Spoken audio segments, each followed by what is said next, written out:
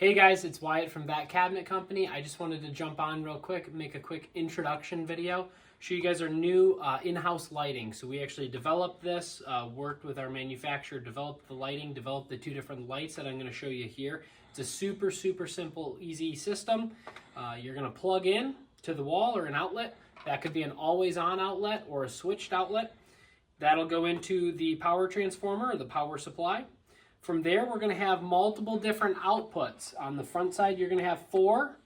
And then on the top side here, you'll have 2.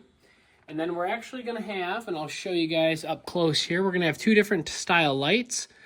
We have a very thin inside cabinet light, so that'll go inside of glass cabinets. And then we also have a under cabinet or under upper cabinet, so your toe kick lighting or your countertop lighting style light here. This is going to be a nice 90-degree lens, where this guy right here is almost flat, but it does have a little bit of curvature.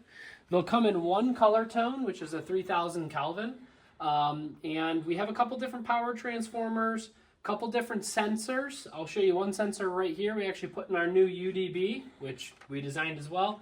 But here's one of our new light systems inside the pantry.